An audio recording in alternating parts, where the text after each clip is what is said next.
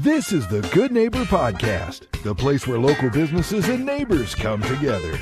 Here's your host, Sebastian Johnson. Welcome to the Good Neighbor Podcast Live. Are you looking for a hair salon that cuts with care and pays great attention to detail? Well, one might be closer than you think. Today, I have the pleasure of introducing your good neighbor, Anthony Parisio, owner of Cut Hair Salon. Anthony, how's it going? Good. How you doing today, Sebastian? I'm wonderful, wonderful. We're excited to learn all about you and your business, Anthony. Please tell us about what you do. Sure. Well, we're one of the few true men's grooming salons in Philadelphia. As far as I know, there's only maybe two. I could be wrong, but we started about 32 years ago. And the reason that I did is because there was mostly barbershops at the time or women's salons. And still to this day, it's pretty much that way. I wanted to do something different than everyone else did. So rather than opening a barbershop, rather than opening a women's salon, I opened up a salon for men. And the big difference that we do is that we try to make you attractive. We don't try to make you beautiful.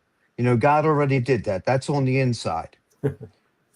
Making you attractive means helping you to attract whatever you're trying to attract from your audience, whoever that may be socially or, business-wise. So to do that, you have to be more involved than just a 10, 15-minute haircut. You actually have to turn around and figure out who the person is. In the beginning of pretty much the session, I'm trying to get to know the person. I'm asking them questions. Where are they from? How old are they? What do they do? All this gives me information as to how they see things. For example, a guy who grew up in California is going to see his looks very different than a guy who grew up in Philadelphia or Maine or Texas. And so that gives me a starting point. And then trying to figure out what they want to do with their look. Are they really focused on their professional look? Some people are. I mean, a doctor wants to look like a doctor. How would you feel if your doctor came in with purple hair? A lot of people are going to turn around and go, could someone get me a real doctor, please? A lawyer tends to want to look like a lawyer, but they also have social needs too. A young guy, let's be honest, he's trying to attract a mate. So my job is to get to know you. My job is to set up a relationship with you. Mm-hmm. And then to use everything that the beauty industry has available to it to make that happen. Whether it's a good haircut or a highlight or covering up gray or fixing skin conditions, with good facials, helping to blend a tan that's starting to peel and fade. We pretty much work on the whole person from head to toe. Wow. And in doing, and so we do everything for a guy that a girl salon does for a girl, except for manicures and makeup, and pedicures. We don't do those things, but we do hair removal for the body. We do facials, we do shaves. We do eyebrow waxing. Matter of fact, we include the eyebrow waxing with every haircut. We don't even charge extra for it, Wow. So that's why I said we're probably the only one of maybe two that do all these services for our client. And see, what's interesting is when you do this for men, you have to do it in a way that makes them feel comfortable and that it feels familiar. You shouldn't be setting up a salon. When you have a salon for a guy, he doesn't want the smells that women usually smell. He doesn't want to see packaging that has nothing but women on it. It's a shame to say that even in modern times, a guy feels good with certain images and a girl feels good with certain images. And so it's our job to make them comfortable. I'm not here to change people. I'm here to service the people. And that's what we're really trying to do with our salon, is to make a guy feel comfortable, to take advantage of all the technology that's available to him. We all even do massage as well. So if we can make it a restful, relaxing spa event, we can. Hmm. So it's not uncommon for a guy to come in for a haircut, a facial, manscaping, a massage, But for the most part, guys don't always have that much time. So I had to make all these services fit more into a guy's schedule. A girl come into a salon, and I know because I've worked both in women's salons and men's salons. I've worked in barber shops. And, a girl may come into a salon and she's ready to spend time. And she may be ready to spend a lot of money. But a guy comes into a salon and he's like, I'm on my lunch. You got to Yeah. fit this into my time schedule. And I'm like, yeah, I know that. That's fine. That's why I'll wax your eyebrows while you're sitting at the shampoo bowl. Our shampoo bowl is right at the barber chair, you know? So Hmm. that way I'm not walking you from one person to the next to the next. We don't have a receptionist. Your stylist is your valet. Your stylist is there to take care of you from the moment you walk in the door all the way through. And we try to keep it small and very personable. So there's only 4 stylists in the salon. And it is, for me, a really nice lifestyle. I've often said that we don't build Chevys, we build Rolls Royces. There you We go. take, we take our time to make sure that you are attracting what you're trying to attract. And a lot of times I don't even know, I have guys that don't even know what they're trying to attract. So I'll get a guy that maybe comes in and says, I get a 1-2 fade and just kind of thin out the top. And I'll be like, why? And they're like, what do you mean? I'm like, why? You know, well, that's what I get. And it's like, yeah, why? And Hmm. so I have to get them thinking, what Hmm. is it you're trying to attract? And sometimes I notice, we all, when we were children, especially in my age, we all got the same haircut. And when you went back to the schoolyard, some of us looked good in those haircuts. Some of us did not. And at an early age, if you get it in your head that you do not look good, you're going to carry that for the rest of your life. And so you're going to come in and just say, yeah, just, cut it off. Hmm. No, it's not that you don't look good. It's you may have the wrong haircut. You may not know the message that your look is giving to the people that you're involved with all the time. Do you know sometimes people wear beards and they don't realize how involved it is to take care of their beard? And because they don't, they think they're going to get away with not doing anything. And guess what that says to everyone that they see, that sees them? And that is that you're not doing anything, so you must not care. On a subconscious level, they're saying, this guy doesn't care. So then why should I care about him? And Wow. that's, yeah, Incredible. those are really powerful messages that are going on subconscious levels. And we do it all the time. Your appearance is your first line of communications with a stranger. And if you're in sales, you're always dealing with strangers. If you're a doctor, you're often dealing with strangers. If you're a lawyer, you often deal with strangers. What is that first line of communication that we're trying to give? If you're a med student, what are you saying to your professors? What are you saying to your teachers? Same thing if you're a computer expert or a programmer. Do you know, believe it or not, a lot of times programmers come in and their hair is all long and greasy and their beards are all kind of, messed up and stuff like that. And actually, that may be the appropriate look for them. You know, when when someone sees that, they're like, he spends all this time on computers. He must know what he's doing. Hmm. Might not be good enough for them socially, but it is good enough for them for their job. So then I have to figure out how to create the look for work that create the look for their social life. And that's what I spend most of my time doing. Hmm. That's what Cut's all about.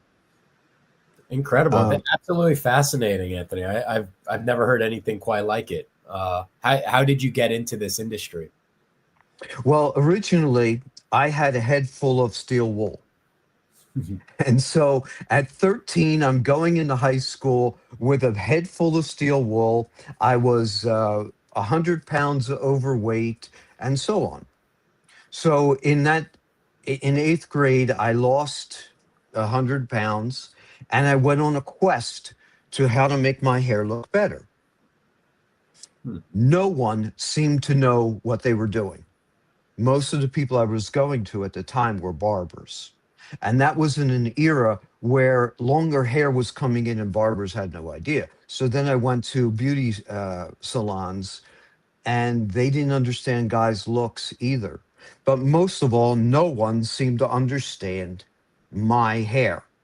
I went to an extremely expensive hair salon and I showed the guy the picture. Can you do my hair like that? Yeah, sure, kid. So then he cuts my hair, gets the blow dried. It becomes this big, frizzy, disgusting pile of steel wool on my head with no shape. And I said to him, my hair doesn't look at all like that picture. And he said, face it, kid, some of us got it and some of us don't. And I said, to put it bluntly, F you. If you think I'm going to pay you this much money so you can insult me, you got another thing coming. I'm going to become a better hairstylist than you ever were. Hmm. And I didn't do it with the intention of going into it for a career. I actually did it to learn how to take better care of myself. So I'm very analytical. My original goal was to be a physicist. And I changed from that because the guys who invented the computer at Penn lost a 25-year battle with them, where the Supreme Court says, yeah, while you work for someone else, everything you discover belongs to them. And I'm like, yeah, we're not going into science. So I went into business instead. Hmm. But in my course, I always wanted to figure out how to do my hair. So I kept on learning. I kept analyzing what other people were doing. And then I would do it on my friends. And I kept on experimenting on my friends, and they really loved what I did. And before you know it, I'm cutting everybody's hair in the family and everybody's hair in the neighborhood. So, but I never thought of it as a career. After 15 years of being very entrepreneurial, I'm like, this is all good, but what do I really want to do? And I wrote down everything I want in a career and everything I don't want in a career. And when I looked at that list, I said, hairstyling would fill that perfectly. And I'm like, no, it can't be that easy. I've been cutting hair since I was a kid. I do it for fun. So I went to school, got my license, and I've been happy ever since. And I applied all my business knowledge to it and opened up a business. And, I've been actually giving other people a chance to get going with their career too. Because cut isn't just about making my life better, but it's about making all of my clients' lives better, but also about making everyone that works with me, they should have a shot at a better life too. And so that's the real reason that cut exists. It's not just to make money. If you really are true to your goals in life, if you're true to your passion in life, if you're true to your talent, I heard from an expert who said, follow your talent more than your passion.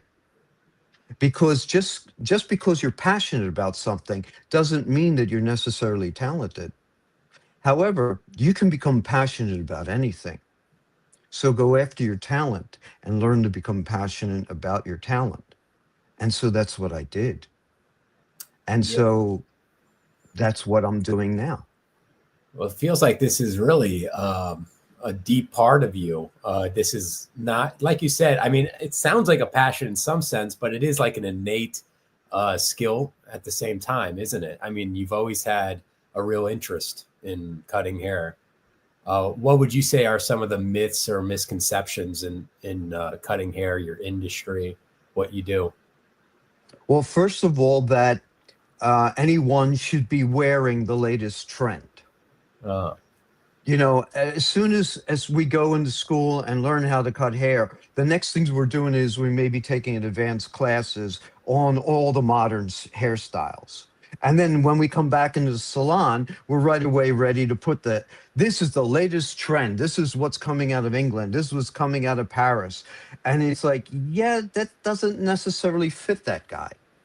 I have a very successful lawyer who was coming to me, and his son comes to me, and his grandson now comes to me. But this guy was one of the biggest names in Philadelphia, and he looked like Walt Whitman. Big fuzzy eyebrows, wouldn't let me wash his hair, yeah. Very wild and all that. And I wanted to make him look like everyone else because I was that young at that time. I was very wrong. I needed to make him look the way he needs to look because he's setting his brand with his appearance. So the first misconception is that people should follow what everyone else is doing. No, we need to know who you are. What is your brand? And what style out of all the many styles that have been around for over 4,000 years? That's how long our industry has been around.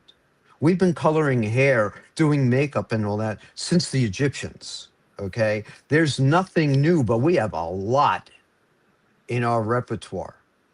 And I should be able to find something that helps you create your brand. Oh yeah.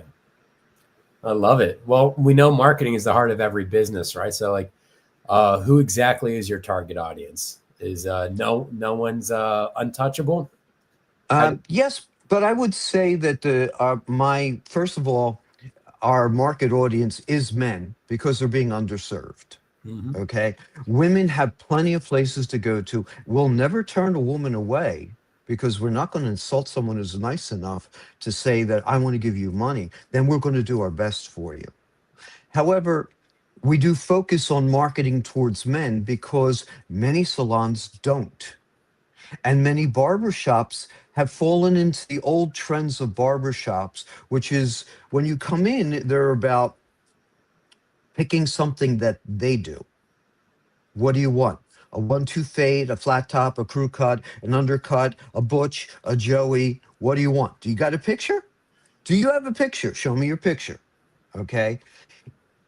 I know from working in barbershops when you're trying to get 20 people in one day, that you don't really have the time to create something specially for their brand. If you already know the person, it's not a problem. But when you get a new person in your chair and you've got 20 other people on today's schedule, it's tough. Sure. And so we tried to fill that gap for the hair salons that don't focus on men, for the barbershops who don't focus on creating a brand, a look, something that serves that individual's life, that helps them attract what they need, both socially and business wise. Mm. That's what we do. And so we're going after those guys. And right now, we're starting to get a lot of guys who are like finished with the fades because the barbershops are still doing the fades. Right. A fade to me is just a part of a haircut. It isn't the only haircut. I may put if it's right for you, I'll put a fade on this side and let this hang all over your face if we have to. Whatever is right for you. So our audience is primarily males from about early 20s all the way up to 65. And it's mostly men. And it's for someone who really has a need to express themselves through their look. For the people who don't care, save your money. Go to some place that's really quick and easy and just cut your hair shorter.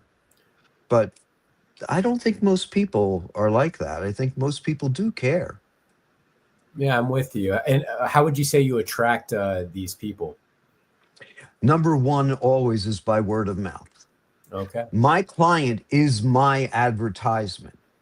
So when they go out, I want to get them compliments. And when people see them, they're like, where did you get your haircut? Mm. That is the number one way that we still to this day grow. The second way is we're very open and on the internet. So we have, our listing on Google. We have our Facebook, which is cuthairsalon.com. We also have cut_Philly, which is Instagram. And I try to post different haircuts and things, but I also try to post inspirational stuff on our cut_Philly on Instagram, because I'm often inspired by a lot of things on Instagram too. And I think, that's one of the things about looking good is if you feel good about yourself and you feel good about life, then you're going to start to look good even before I cut your hair. I hear that. Out of curiosity, Anthony, have you ever thought about doing your own podcast? Yeah, I have. It's just a matter of finding the time. Running a salon and taking care of other people at the same time is pretty involved. When I get through, I do 10 people in a day. There isn't much left of me. My days start at 5 in the morning and don't end till about 9 at night. Good God. Wow. I don't know how you have the energy. Well, out of curiosity, let's take it out of work. When you're not so busy, Anthony, what do you like to do outside of work for fun? Well, I'm very much a car enthusiast. So I'll go to car shows. I've entered my car in car shows. So I really like cars. I love going down to the beach just to go for a walk on the beach every summer. When I get a chance, I like to go up to the mountains. I do like camping. But most of the time, it's just seeing some friends. My friends have gotten older. Some of them are sickly and can't leave their homes anymore. So I go visit my friends that are left. And just generally, I'm happy to sit at a coffee shop and get a good coffee. Absolutely. Maybe some gelato. Can't go wrong with gelato. Well, Anthony, please tell our listeners one thing they should remember about Cut Hair Salon. I think the thing that you should remember most is that if you've been disappointed in other places, if you have felt like someone's not listening to you, this is a place where we will listen and we'll make sure that you get what you need as well as what you want.